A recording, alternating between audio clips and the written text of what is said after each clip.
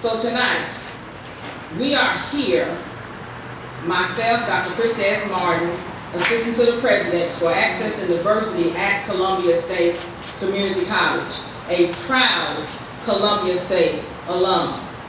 Tonight we are here with the State Association of the Elks in the name of daughter E. Yvonne Joyce, who will be introduced later as our state president.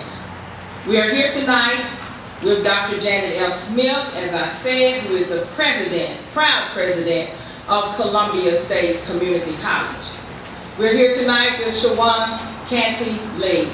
She is the founder and CEO of Grace, and she will be introduced later in the program. And we're here tonight with women who represent General Federated Women's Club of Maury County. Let me say to you that we had no idea back in November when we planned this event to take place in March during Women's History Month at Columbia State that COVID-19, the pandemic that is famous across the global society, was going to impact us.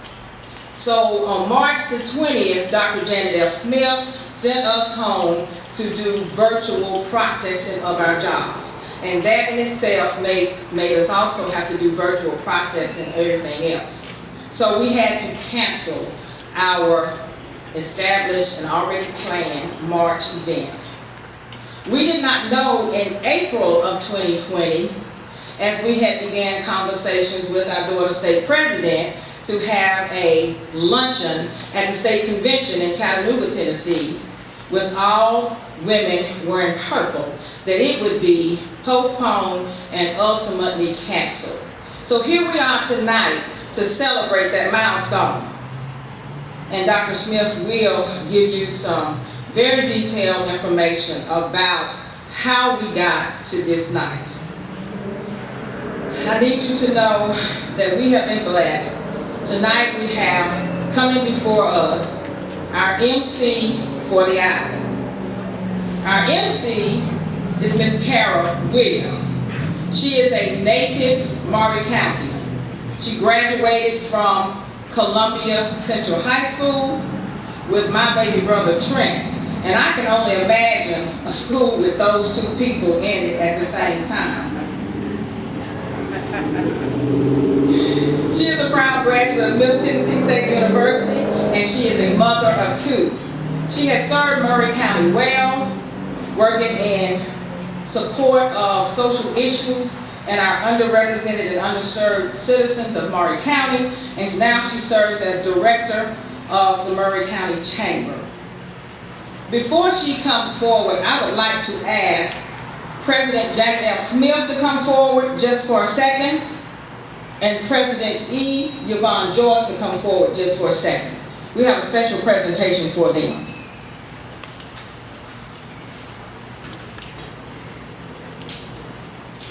We stand here tonight to recognize them in their capacity, and certainly they stand on the shoulders of those women who persisted and were committed to working hard to get us to where we are today. We know that we have much more work to do, but I found out through speaking with the president of the General Federated Women's Club that there was actual fabric that had been made with the rose, the actual letter that was sent by the mother to the state representative, and the actual print for the 100-year anniversary. We were able to get some of that material and have it engraved tonight. And I jokingly carried on with both presidents earlier tonight, and they were speaking about how much they liked my mask. My mask says the 100th anniversary, 1920 to 2020, women's right to vote. We're going to allow them to reach into our plastic bag and get them a mask as a special presentation.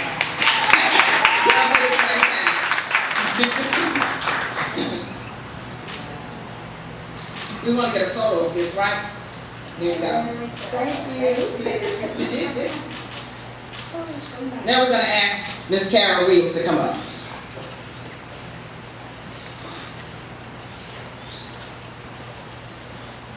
Thank you, Dr. Martin. I appreciate the invitation to be here and MC this wonderful, wonderful event. It is certainly an honor and a privilege to be here this evening, and it is certainly an honor and a privilege to vote. So on November the 3rd, don't forget, your vote counts. Welcome to the 100th anniversary of the 19th Amendment.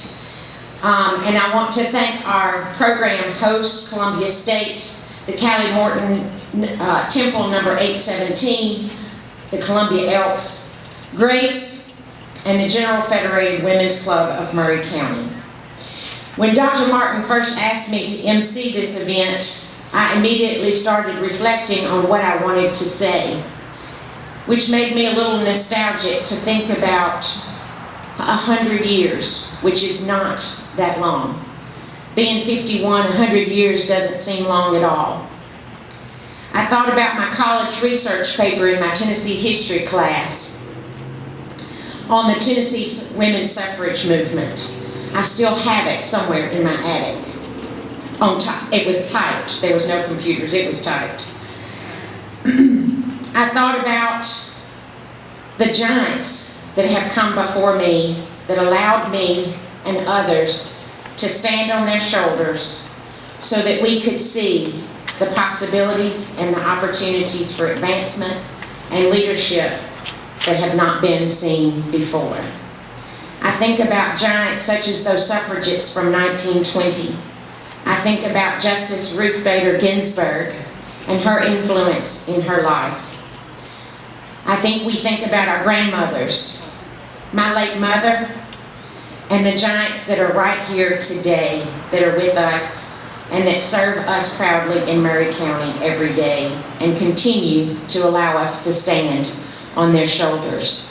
So I would like to welcome to the podium the first giant of the evening, Dr. Janet Smith, to offer our official welcome. Dr. Smith.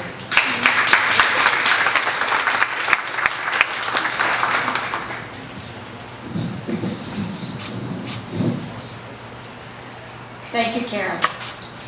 What I would like to do in the form of a welcome is share with you a little bit about what the history is in Tennessee.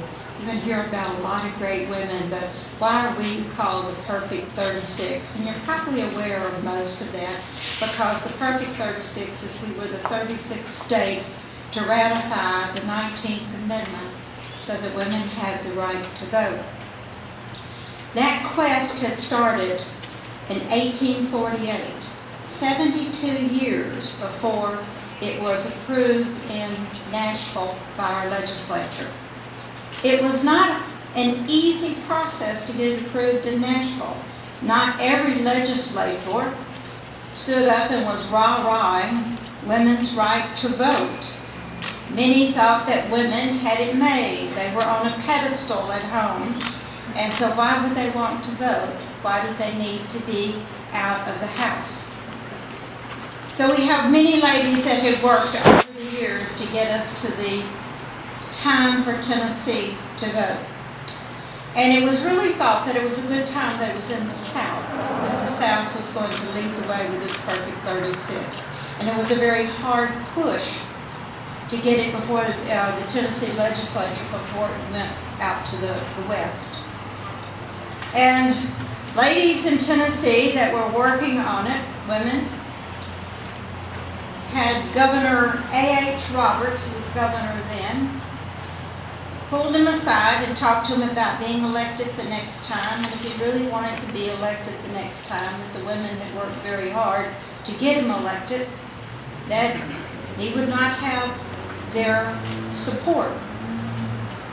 And so he promised them that he would have a special session of the legislature.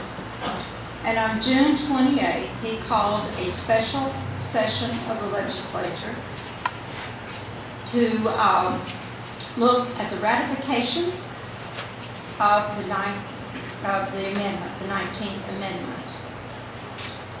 On August 9th, the legislature first met, day one of the legislature. That day, they organized themselves. August 10th, they convened in the morning and they began public hearings. August 11th, there was a vote to delay the consideration of the amendment and to table it. The vote was 50 to 37. That was just a consideration. It was not the vote on the amendment, but it did bring up a lot of concern. They were afraid that it was not going to make it through the legislature.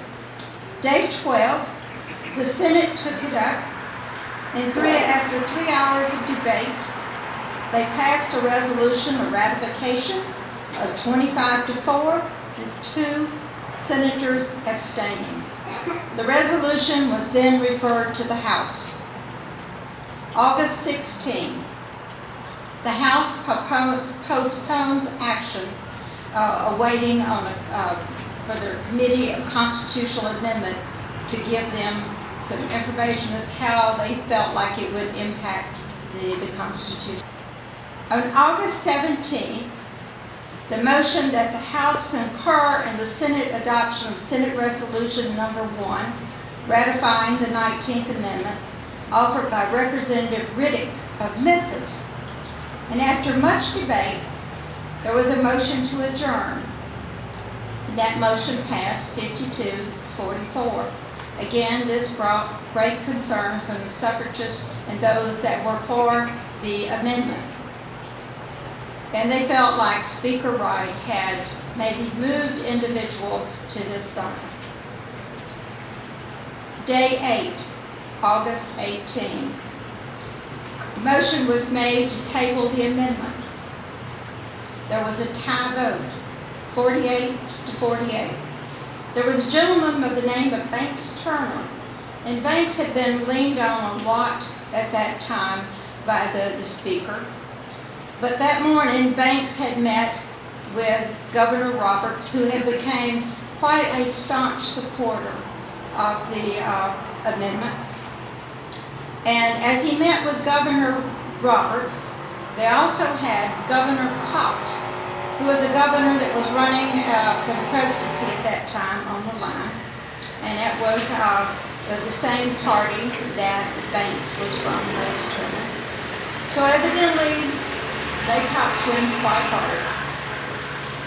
And so when that vote came, 48-48, the tie vote, he was the one that had cast that vote that kept it as a tie.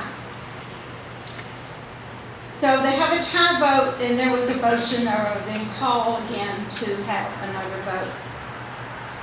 There was a young man by the name of Harry Byrne who was in his very first term, and he was age 24. And he was from McMinn County, and he was a legislator. And when he had entered the halls that day, he had a red rose. And a red rose meant that you were not supporting the amendment, as the yellow rose meant that you were supporting it.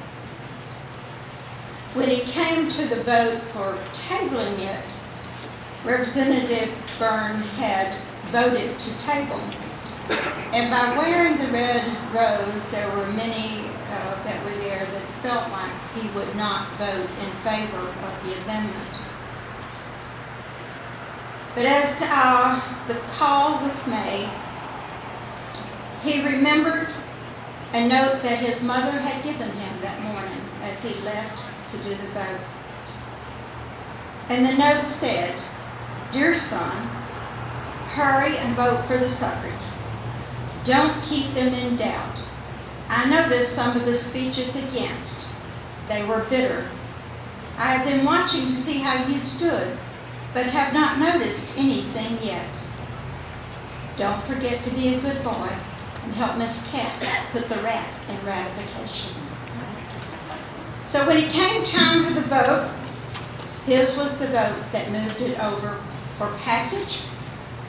And then immediately after his vote, it was 49-47, the Speaker spoke up and changed his vote to make it 50-46, I believe it was. The Speaker did that thinking that he would have time later to bring it back up and kill it.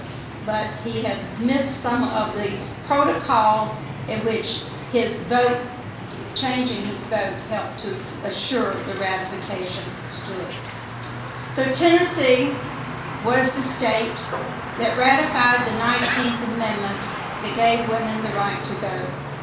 It was not done with white women alone. It was white women and black women working together for that ratification. And you've talked about the Federation clubs today, and one such woman that worked with that was Miss J. Frankie Pierce.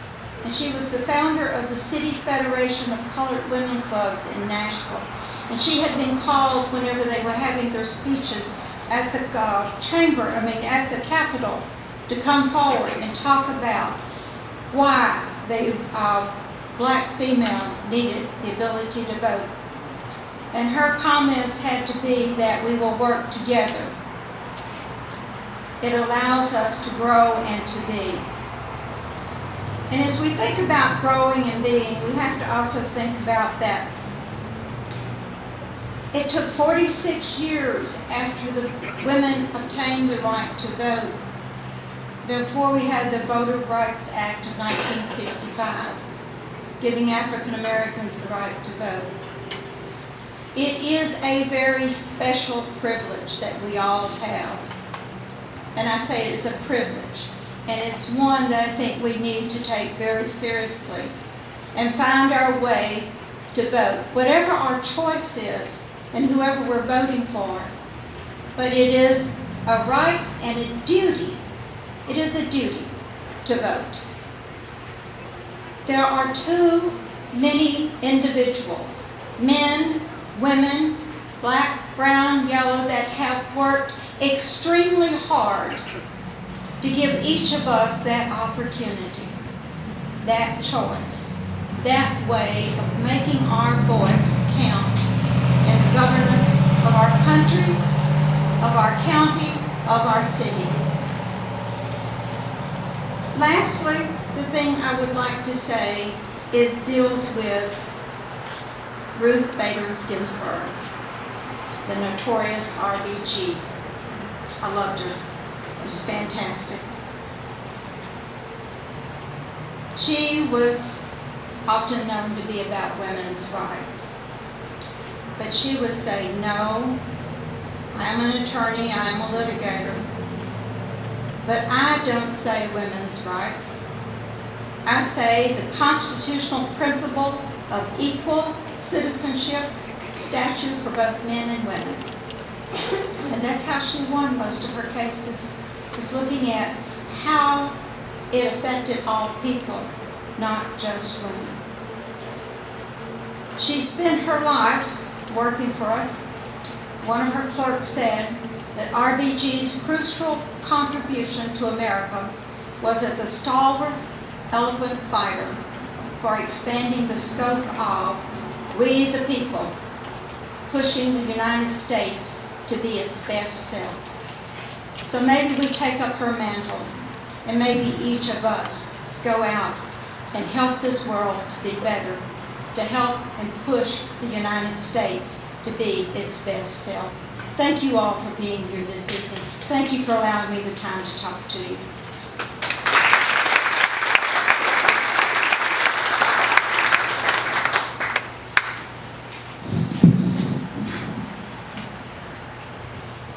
Thank you, Dr. Smith. At this time, I would like to invite daughter Sharon Frierson, PSP and chaplain, to lead us in an invocation and solo.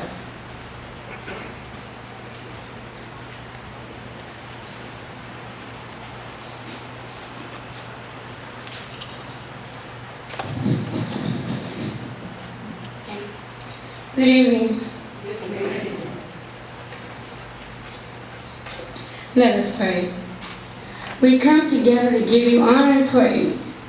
We ask that you would help us draw close to each other. Lord, we ask you to come speak the words of wisdom into our lives. Help us embrace one another, our similarities, our differences, our concerns, our joys. We long for your touch, O Lord, in our lives today. that we might have your hands and your feet of the world. Inspire our hearts, Lord. Heal our wounds. Bring your peace into our worries and your hope into our disappointments. Come now, Lord, and weave your love into our fellowship together, that we may overflow with grace and allow the truth to light up our lives anew. These and other words we ask in your name, Heavenly Father, wait and so. Amen. I can just imagine that women a long time ago went through some things, and women nowadays go through some things, but it comes to my mind that if we can't stand a little disappointment sometimes, no cross, no crown. If you can't stand a little disappointment sometimes, if you can't stand being talked about sometimes, oh my Lord, if you think you should always be up and never down, I can't remind you no cross, you don't get no crown. If you can't stand being lied about sometimes, if you can't stand a little heartache sometimes, oh my Lord, if you think you should always smile and never frown, I can't remind you no cross, you ain't gonna get no crown. Must Jesus bear this cross alone, and all the world go free? There is a cross for everyone, and I know that there's a cross for me. Yeah. If you can't stand your light about sometimes, if you can't stand when friends let you down sometimes, oh my Lord, if you think you should always be up and never down, I came to remind you, no cross, you ain't gonna get no crown. I can remind you, no cross, you ain't gonna get no crown.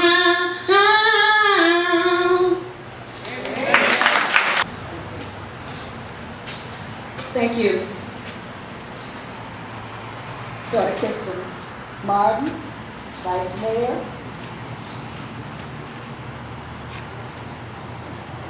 Dr. Janet Smith, all the dignitaries on the platform with me, to our brother State President, Brother Eddie Wilkes.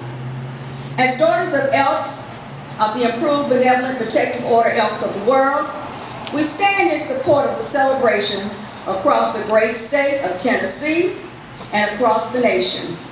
We recognize and honor the years of hard work by women across the nation secured the women's suffrage. We salute their efforts and we take advantage of our right to vote in celebration of their tireless work.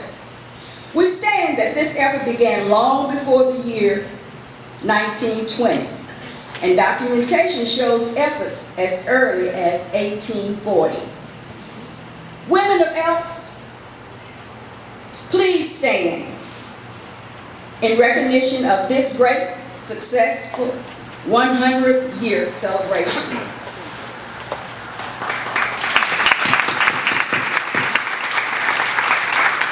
Please continue to stand.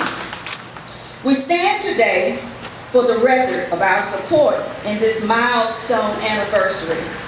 We are proud as a part of the noble African American world women played in women's suffrage.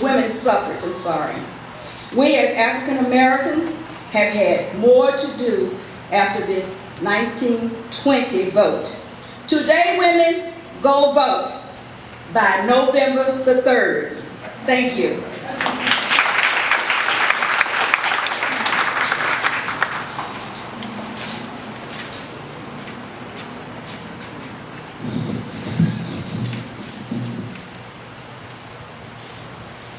Thank you, Dr. Joyce. At this time, we are going to begin the honoring 10 suffragettes. And at this time, I would like to invite daughter Tracy Cosey, PSP, daughter Ruler, Callie Morton Temple, to the podium to talk about Susan B. Anthony. Tracy.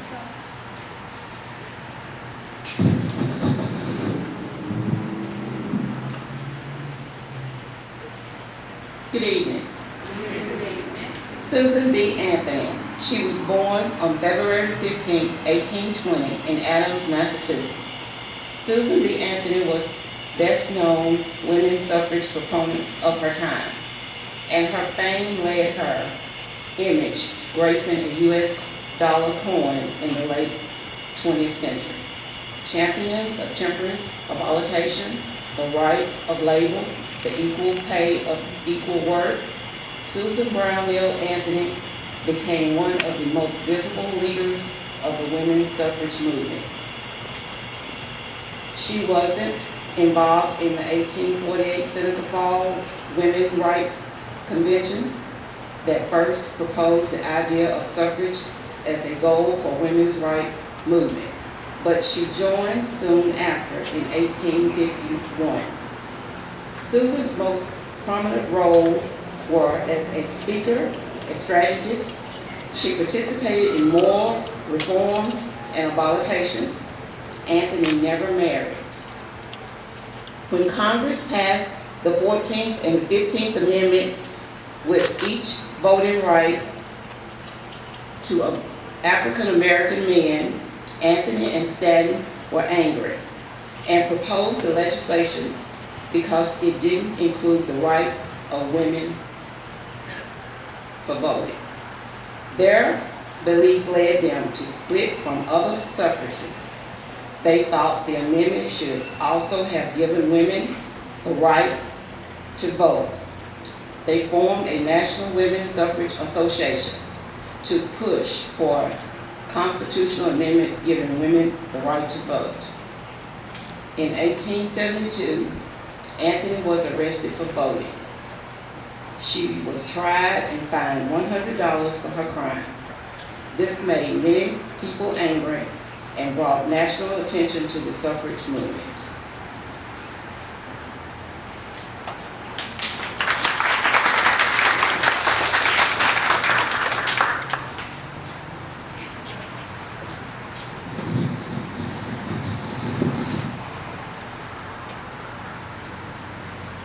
Thank you, Tracy. At this time, I invite Janet King, GFWC, and part of the events committee, to honor Elizabeth Cady Stanton.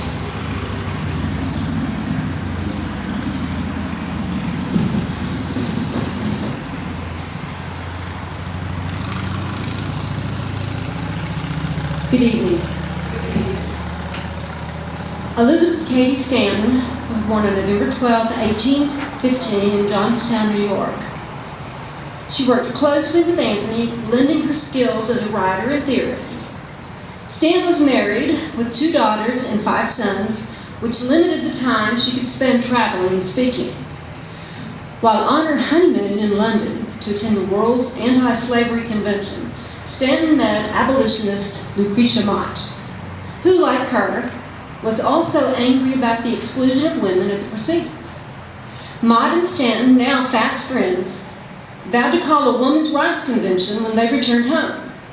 She and Lucretia Mott were responsible for calling the 1848 Seneca Falls Convention, and she was the primary writer of the convention's Declaration of Sentiments, which expanded on the Declaration of Independence by adding the words woman and women throughout the entire document. This pivotal document called for social and legal changes to elevate women's place in society and listed 18 grievances, from the ability to control their wages that they had earned, and property that they should have owned, should have been able to own and make decisions about. To the decisions regarding custody, gaining custody of their children during divorce proceedings, and of course the lack of the right to vote. That same year, Elizabeth Cady Stanton circulated petitions throughout the New York area to urge the New York Congress to pass the New York Married Woman's Property Act. Late in life, Stanton stirred up controversy for being part of the team that wrote the Woman's Bible, an early women's rights supplement to the King James Bible. For Stanton, silence was never, ever an option. She died in 1902. Thank you.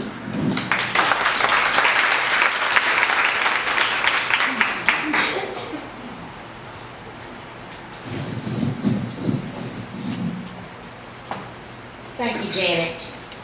At this time, I invite Ms. Caliente Conway Glenn, Vice President of the GFWC, to the podium to honor Alice Paul. Caliente.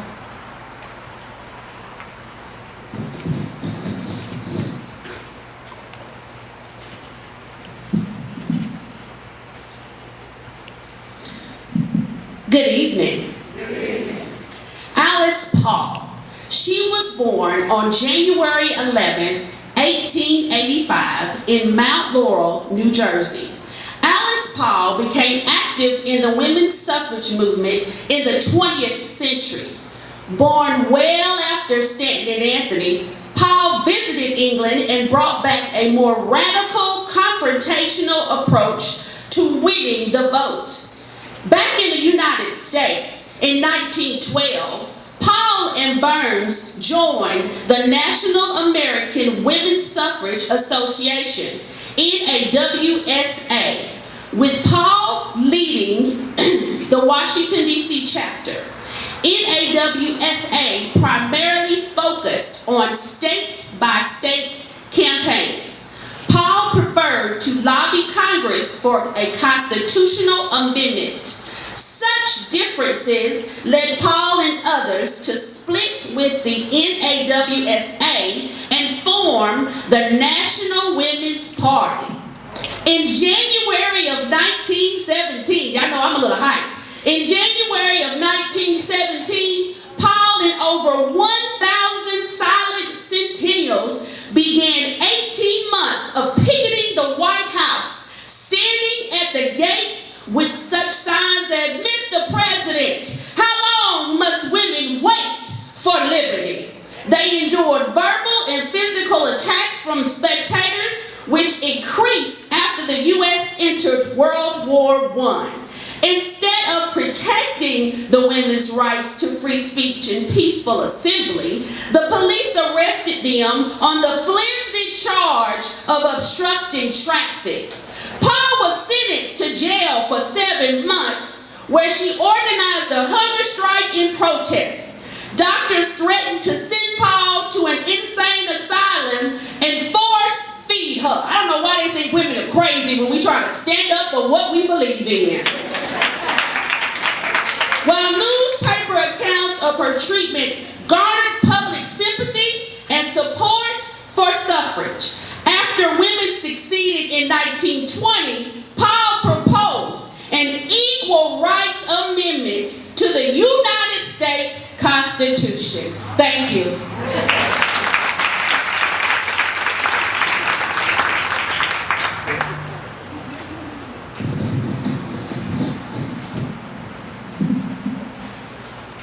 Thank you, Caliente. You can always rely on Caliente to bring her action. All right, at this time, I would invite daughter Leona Frierson, PGDR, and vice daughter Ruler to the podium to honor Emmeline Pankhurst. Good morning. Confrontation and radical wing of the British suffrage movement. Emmeline, Christabel, and Sylvia Pankhurst were major figures in the founding of the Women's Social and Political Union, which was the WSPU, and are often used to represent the British history of women's suffrage. In 1889, Emmeline founded the Women's Franchise League, which sought to allow married women to vote in local elections. This group also, which wanted to enfranchise all women, married and unmarried alike. At the time, some groups only sought to vote for single women and widows. Her husband encouraged Pankhurst in these endeavors until his death in 1898. In October of 1903, she had founded the more militant Women's Social and Political Union, which was the WSPU, an organization that gained much notoriety for the activities and whose members were the first to be christened for suffrage. In 1910 and 1911, when conciliation bills that included women's suffrage failed to advance, protests would escalate. By 1913, militant actions by the USPU members included window breaking, vandalism, public art, and arson. Thank you.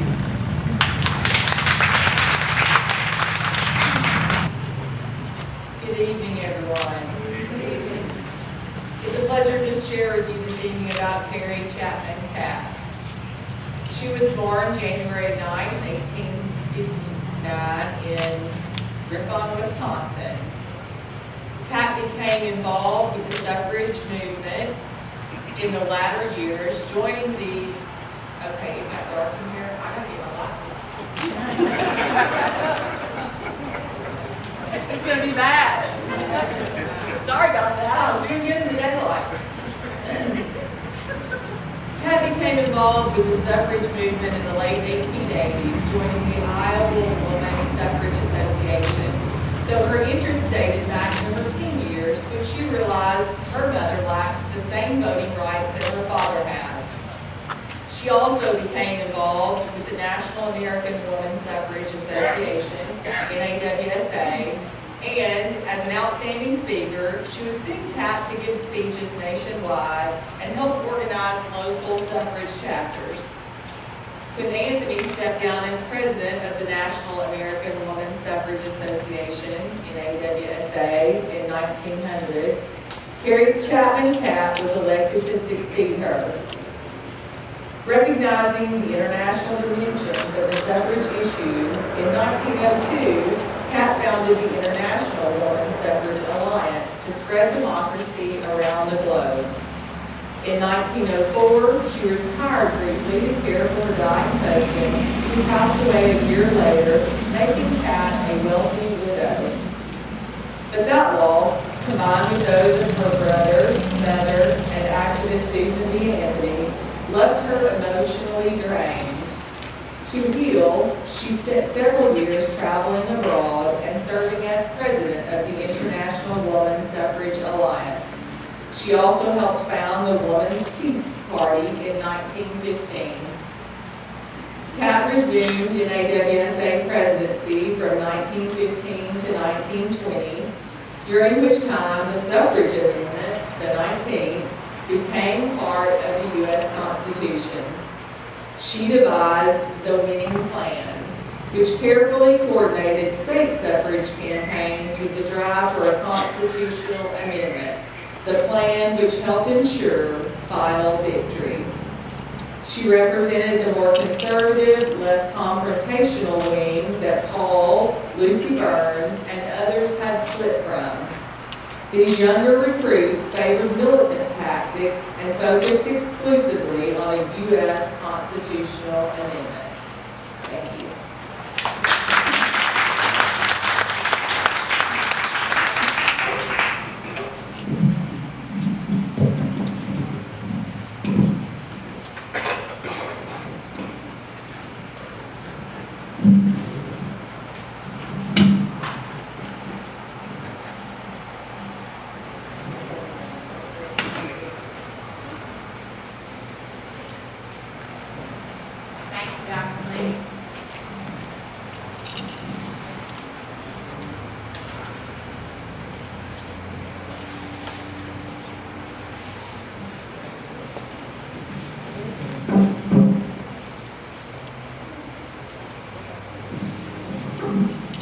All right.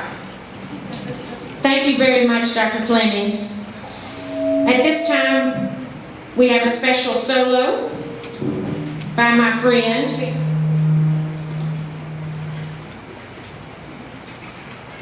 Miss Jadonna Sechrist, Columbia Housing Authority Board member. Jadonna.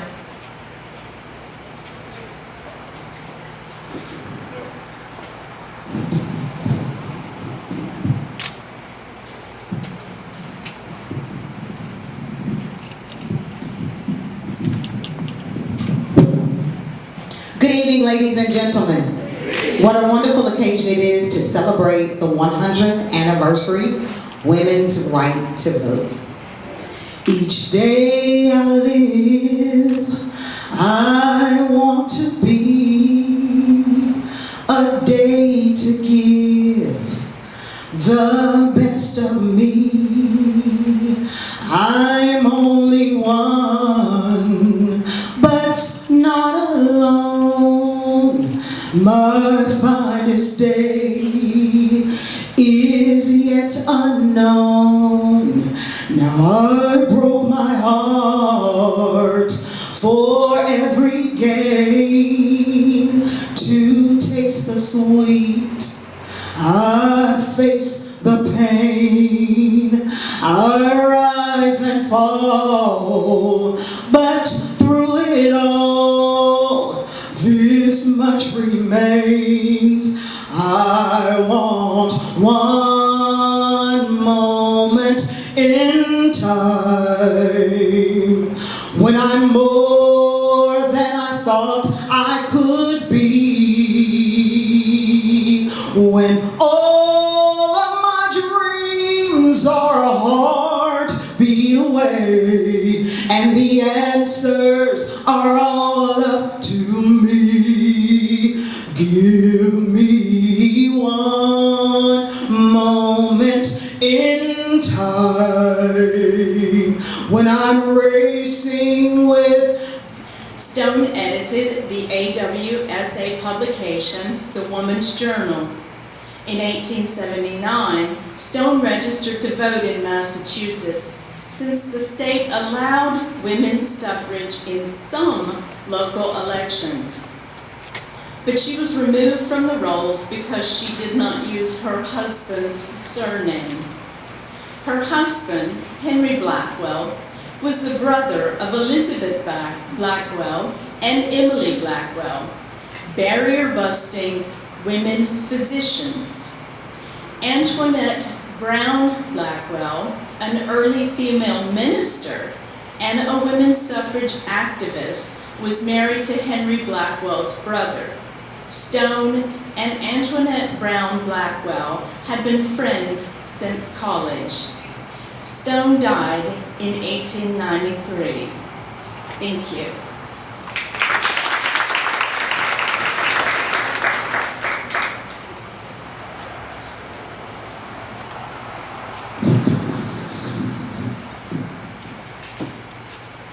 Thank you, Dr. Gay, and I think you get the Best Hat Award tonight. Oh, I got some votes for you out there. All right, at this time, I would like to invite Ms. Gail Martin with the South Central CCR&R to come forward to share with you about Lucretia Mott. Gail.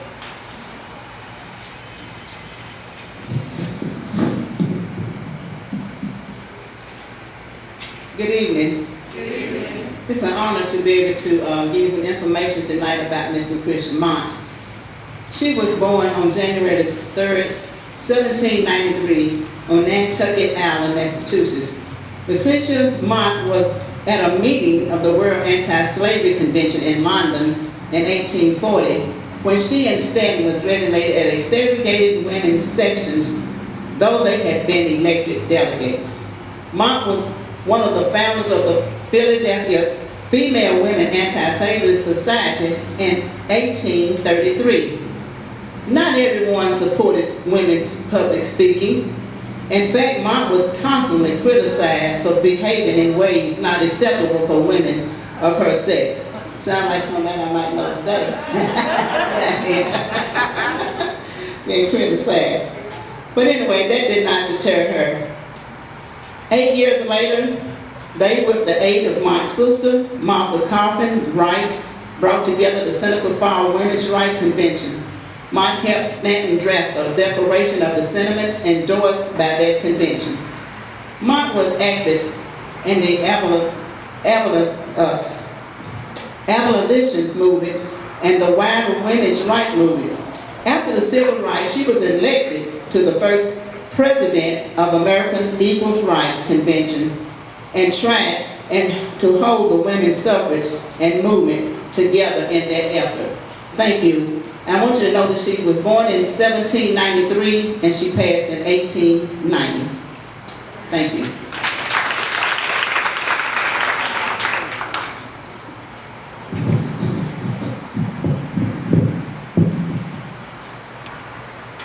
Thank you, Miss Martin. Lucretia Mott may have just moved up my list as my favorite suffragette. Wait, Krista, she looked at you. At this time, I would like to invite Miss Jacqueline Granberry to the podium. Miss Granberry is one of the City of Mount Pleasant Commissioners, and she's going to honor Millicent Garrett Fawcett this evening.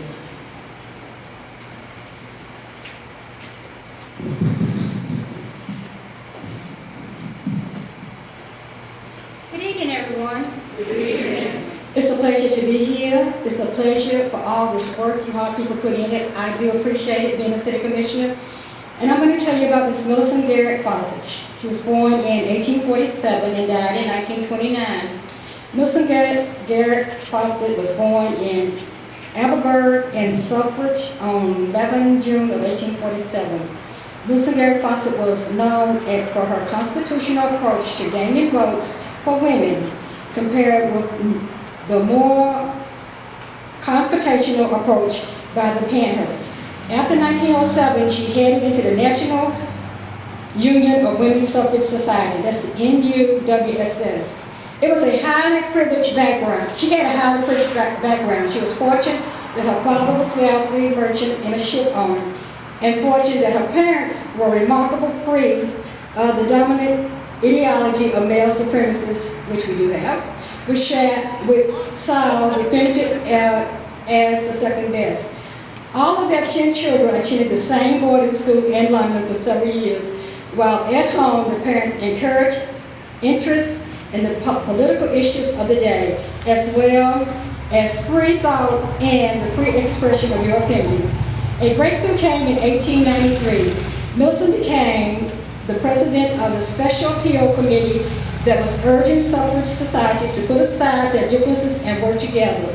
Founded in 1897, the National Union of Women's Suffrage Society, the NUWSS, was inaugurated, a landmark in history of the suffrage movement in Britain. Millicent Fawcett was in many ways a natural leader, though it was not until 1907 that she became its president. The Fawcett's Library Repository for much women history archive material is named for her.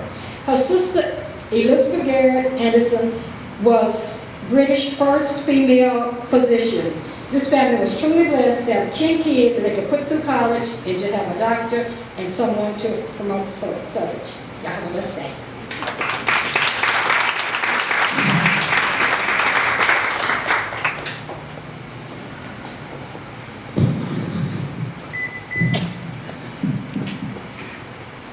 Thank you, Commissioner Granberry. At this time, I would like to invite daughter Candace Jones, PSP, Assistant Daughter Ruler Spencer Jackson, to the podium to share with you about Lucy Burns.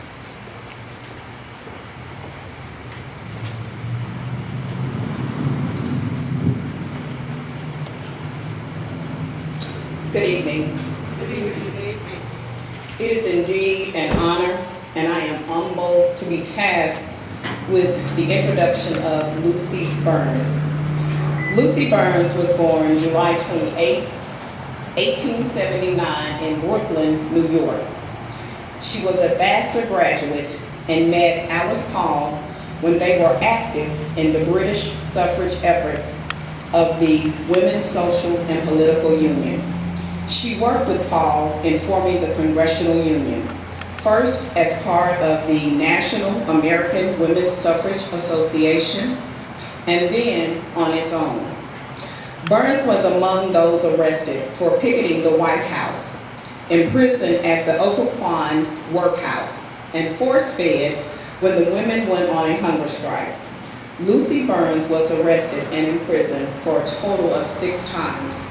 Declaring that suffragists were political prisoners, she was among those in the Occoquan workhouse who instigated hunger strikes in October 1917 and was subsequently placed in solitary confinement. Jailed again when protesting the treatment of the imprisoned Alice Paul, Burns joined Paul and others in another round of Occoquan hunger strikes.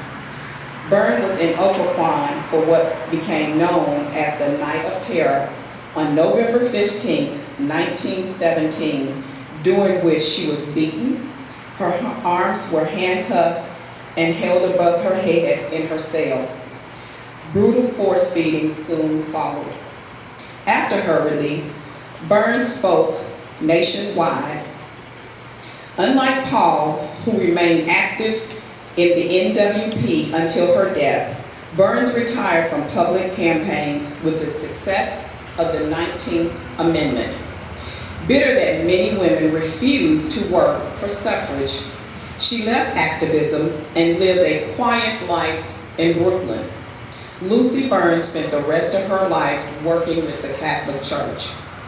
And on December 22nd, 1966, she died.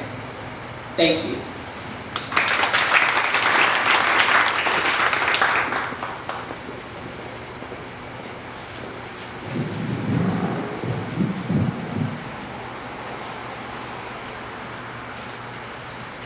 Thank you, Ms. Jones. At this time, I would invite my friend and founder and CEO of Grace, Ms. Shawana Canty-Lee, to the podium to honor Ida B. Wells.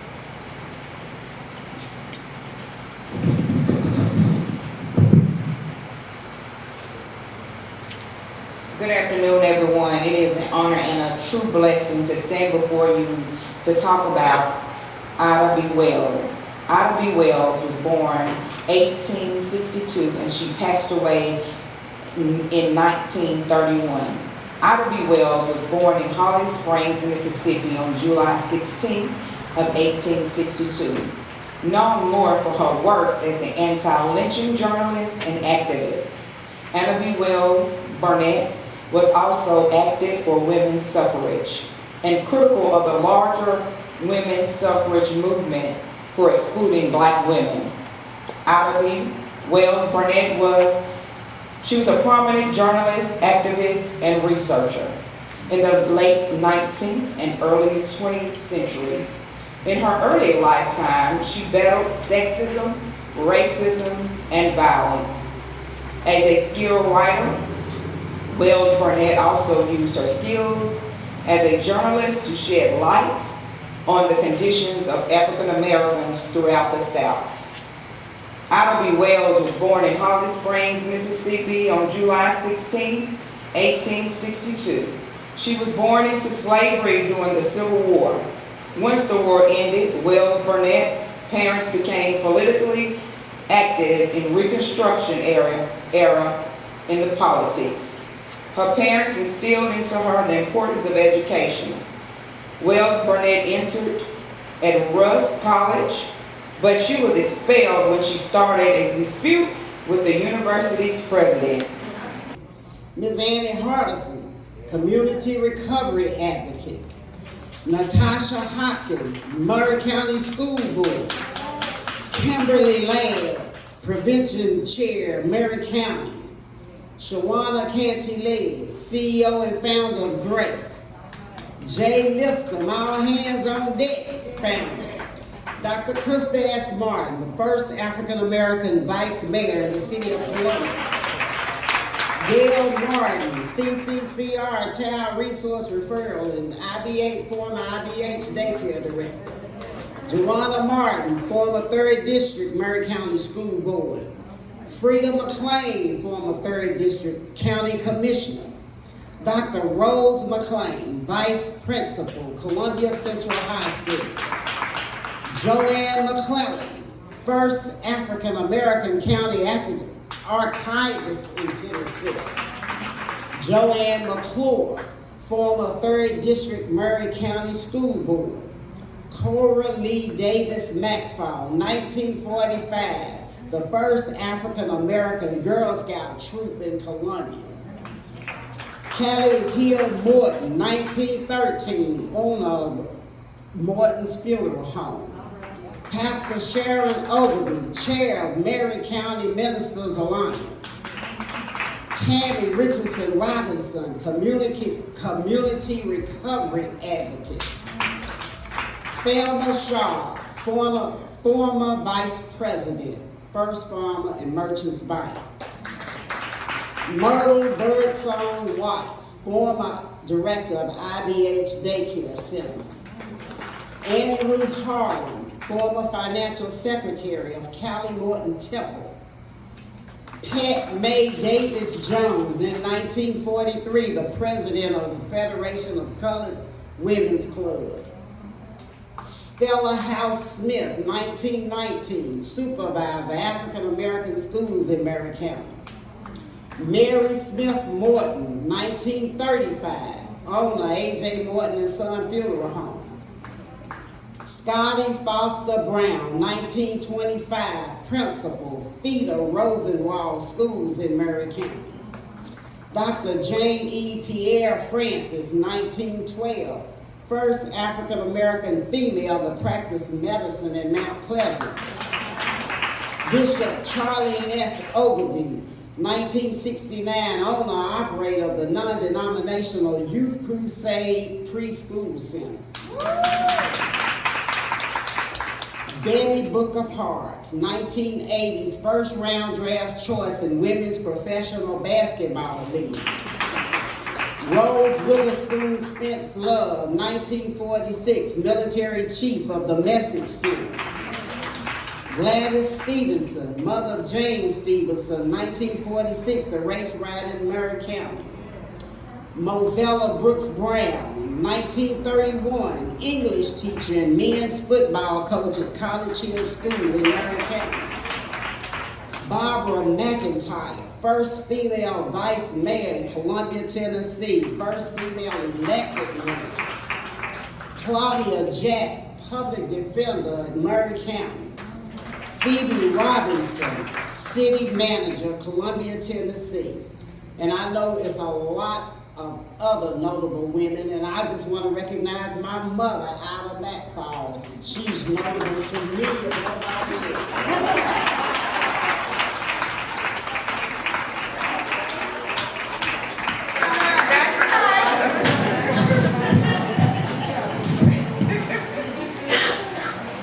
Thank you, Ms. Diane.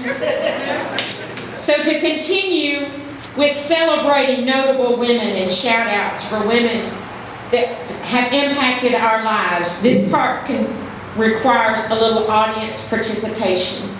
Y'all have all been so good. You've been sitting so patiently, and I know some of you are getting a little cold. So let's stand up for a few seconds, and on 3, shout out the name or names of notable women that have impacted you and your lives. Is everybody ready? I want to hear it loud. No soft voices. All right? We want to hear them hear us at the courthouse. All right, on 3, shout them out. 1, 2, 3.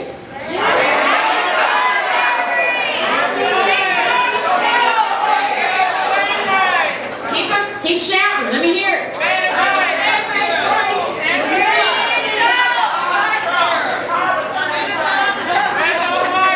All right. Amen. Thank you so much. clap for those women.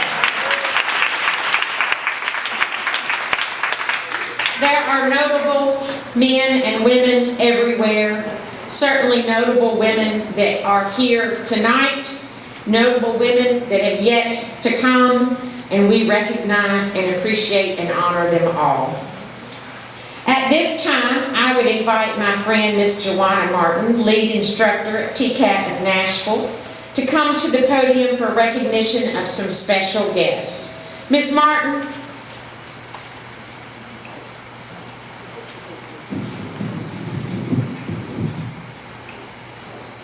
Good evening. Good evening.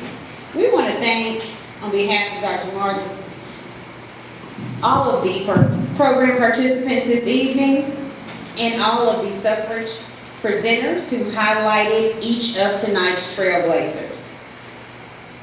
At this time, our special guests would be recognized, and I will say, if you're sitting in a lawn chair, your knees might not allow you to stand up, but we just want you to wave your hand tonight, okay? So if you can stand, by all means do that, but if you can't, give us a wave. We'd like to recognize the Columbia State Community College faculty, staff, and students who are present this evening.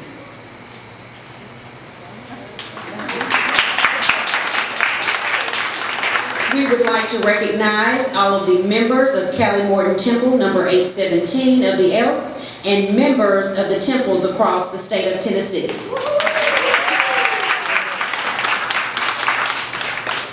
We would like to recognize the members of the General Federated Women's Clubs of Maury County, members of GRACE, Girls Reaching and Achieving Courage Every Day,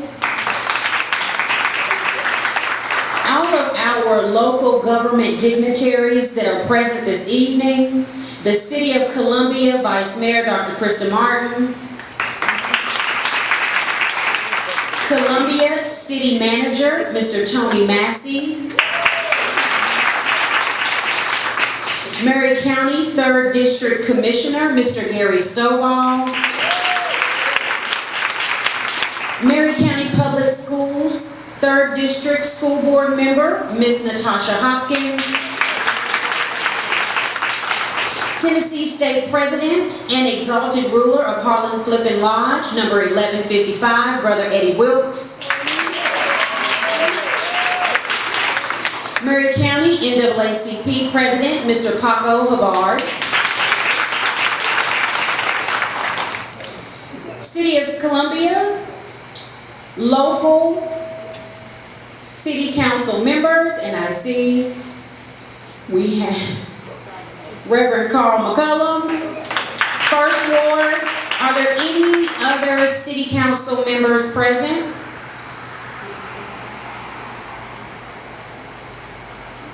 Any local candidates for our upcoming election present tonight?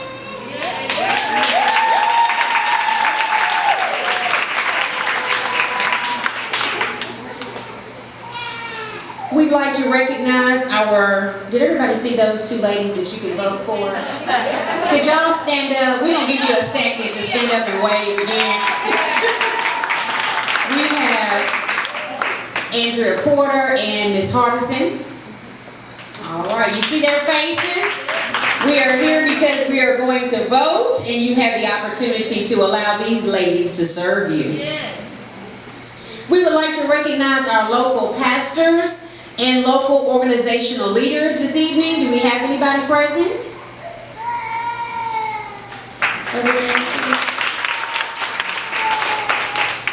And last but not least, I would like for you all to give yourselves a round of applause, a big round of applause for supporting such a beautiful cause this evening. Let us all remember while we are here to continue to encourage all women to go out and vote, as well as our other members of society, but definitely the women. That's why we're here. And we're going to exercise that right to vote this year, especially in our honoring of the 100th anniversary of women's rights to vote. And these ladies that we recognize tonight for their amazing sacrifice. Thank you. Good evening.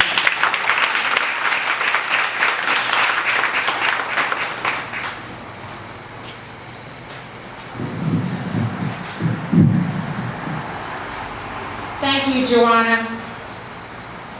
Before our closing remarks, I also want to take note and thank the NAACP for their voter registration in the back. Don't forget you can do that. Thank you, Columbia State. The City of Columbia Parks and Recreation, we appreciate the use of this wonderful Farmers Market Pavilion. J1 Productions. That's right.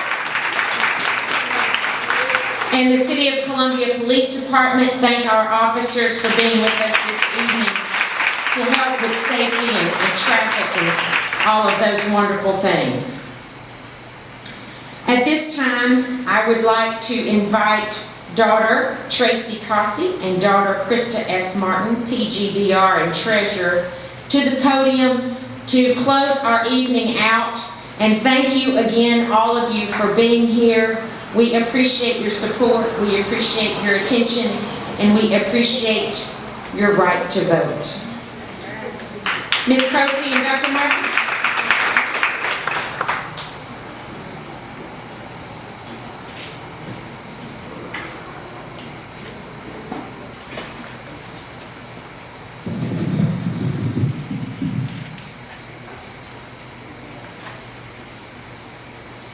I want to thank each and every one of you who came out this afternoon to take the time patiently listening to what has been said about all the top 10 women in the suffrage movement. I want to thank daughter Davis and daughter Martin for all the hard work that they did to get this together. And of course, all the daughters who has came out tonight to help work and do different things. And at this time, daughter State, would you like to have anything to say? Thank everyone. Remember to go vote. And we do have our exotic ruler and state president in the back. Would you like to have something to say at this time?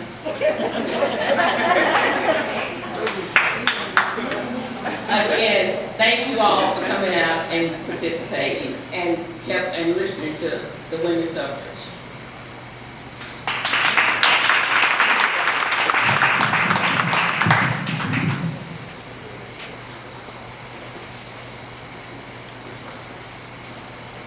Aren't you guys glad you came? Wonderful. Now, the people who have on all these fantastic hats know that I love hats. And I have room in my daughter's old bedroom to add some more. So I see a few that I'd like to take home with me. Dr. Gay, Dr. Fleming, Shamana Painting, Ms. Jones. Y'all, watch your hats. Don't let them out of your sight. Okay, you have heard the thanks that we have tonight. We are so appreciative of you coming out.